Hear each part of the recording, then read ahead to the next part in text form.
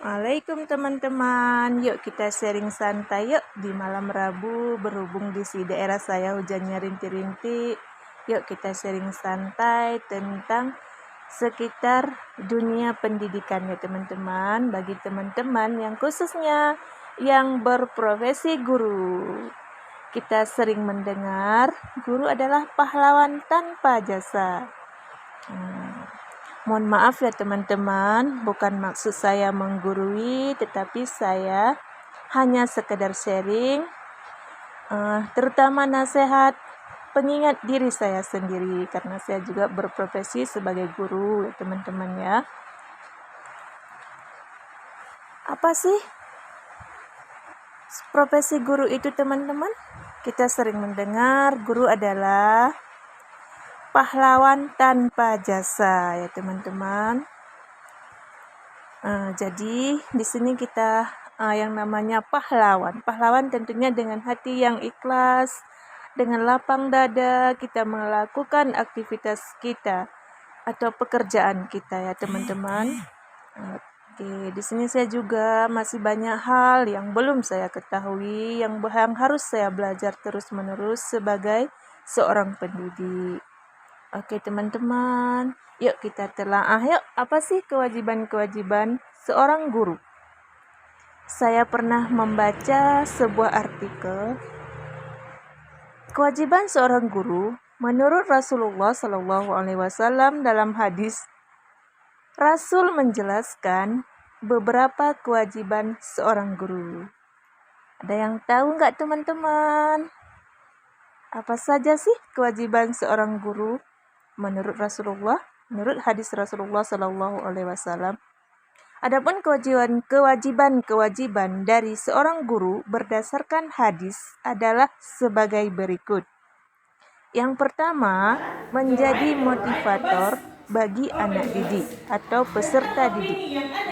Yang kedua, menguasai media pembelajaran. Ini saya rasa teman-teman sudah sangat paham apa yang dimaksud menguasai media pembelajaran. Dan yang ketiga, menguasai metode pembelajaran. Apa saja metode yang kita ajarkan yang sesuai dengan siswa kita, biar siswa kita tidak bosan ya teman-teman. Kita atau kita terapkan metode-metode yang mereka lebih termotivasi dalam belajar ya teman-teman ya. Saya rasa teman-teman lebih paham menguasai metode pembelajaran. Langkah yang keempat yang pernah atau sering saya lakukan jika siswa saya duluan menjawab pertanyaan saya yang saya lemparkan ke ruang kelas sebagai penghargaan atas jawaban mereka.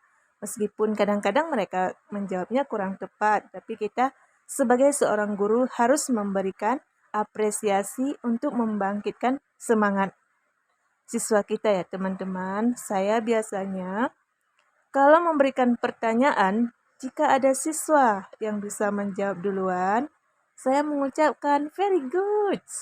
Saya seorang guru bahasa Inggris, jadi saya memberikan penghargaannya dengan very good, sangat baik. Dan saya sebutkan thank you very much. Itu sambungan kata-kata saya setelah saya sebutkan very good. Dan saya bilang thank you very much to siapa, misalnya Aminah yang bisa menjawab. Saya sebutkan namanya. Thank you very much Aminah.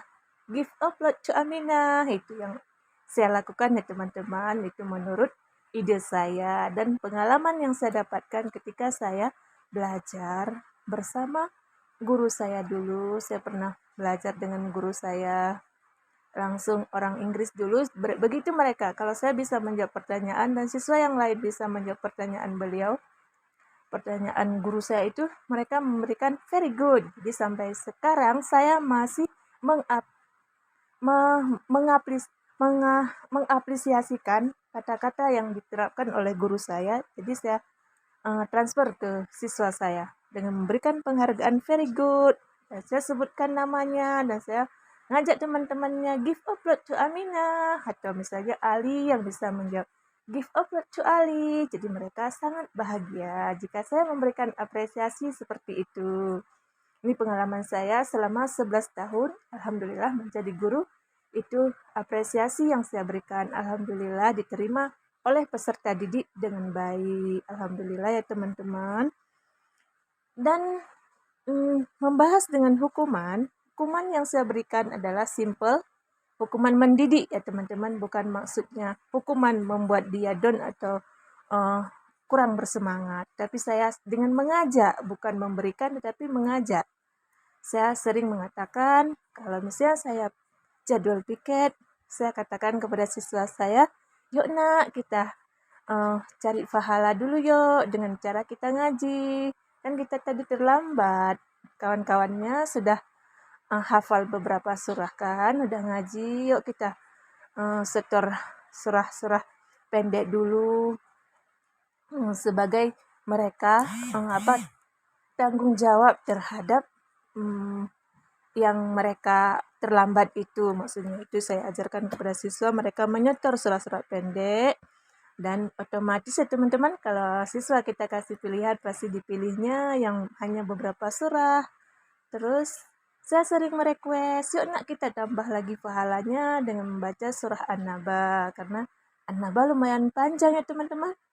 Jadi siswa saya menyetor kembali surah An-Naba 40 ayat itu, lalu mereka saya ucapkan terima kasih. Besok jangan terlambat lagi ya nak, diusahakan tepat waktu. Baik bu, dan mereka menjawabnya dengan santun. Itu yang saya lakukan kepada siswa saya sebagai punishment atau tanggung jawab mereka, biar mereka menjaga komitmen. Kalau saya sedang mengajar di ruang kelas, apabila ada siswa yang terlambat, itu dari awal saya masuk. Pertama, di pertemuan pertama dengan saya sudah komitmen dengan mereka. Jika mereka permisi harus dengan bahasa Inggris, dan apabila mereka terlambat juga masuk ke ruang kelas, ketika saya sedang berada di ruang kelas, mereka saya kasih punishment dengan menceritakan dalam bahasa Inggris. Apa yang membuat mereka terlambat? Mereka menceritakan dalam bahasa Inggris sekitar 10 menit. Ini adalah saya latih speaking, biar mereka bisa speaking in English, karena saya mengajar bahasa Inggris. Ya teman-teman ya, itu yang saya lakukan. Mereka menceritakan misalnya terlambat di kantin kayak gitu. Bisa jadi alasannya kadang-kadang karena antri bu, atau apalah, atau dari kamar mandi bu. Terus mereka harus menceritakan dalam bahasa Inggris. Jika mereka belum bisa menceritakan, saya kasih waktu dulu.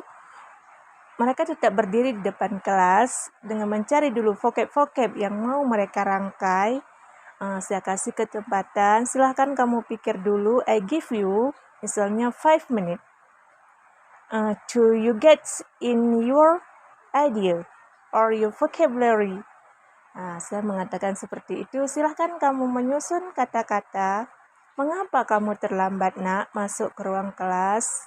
Terus mereka nurut mencari dulu kalau yang belum lancar berbahasa Inggris. Tapi kalau yang sudah lancar berbahasa Inggris, mereka langsung menyebutkan alasannya bla bla bla bla bla, sehingga setelah komplit mereka menceritakan alasannya, baru saya persilakan mereka duduk kembali ke tempat duduknya masing-masing. Alhamdulillah mereka menceritakannya dan mereka dengan senyum yang bahagia, walaupun mereka sudah dikasih punishment, tetapi punishment yang membuat mereka happy. Karena happy dipaksa ngomong bahasa Inggris ya, mungkin mereka merasa seperti itu. Saya lihat ekspresi mereka setelah dikasih hukuman seperti itu.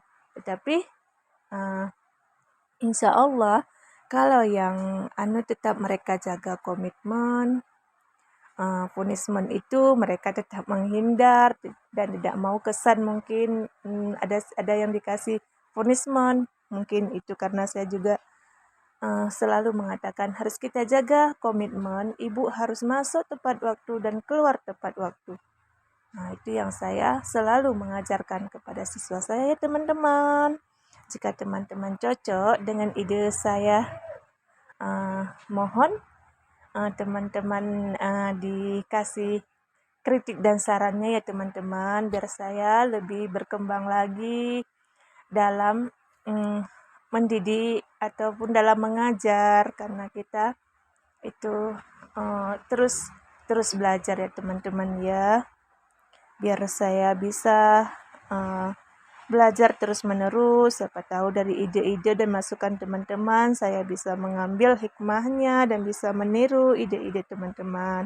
Jika ide-ide saya tadi cocok untuk teman-teman, silakan diambil. Jika tidak cocok atau kurang cocok, silakan di skip ya teman-teman. Mungkin hanya ini sharing santai dari saya. Lebih dan kurang saya minta maaf jika ada kata-kata yang benar, ada kata-kata yang bagus. Itu adalah hanya kebaikan yang datang dari Allah Subhanahu wa taala. Jika ada yang kurang sopan atau kurang baik, itu hanya karena kelemahan ilmu saya sendiri atau yang kebodohan saya yang harus terus belajar terus menerus ya teman-teman. Terima kasih. Wassalamualaikum warahmatullahi wabarakatuh.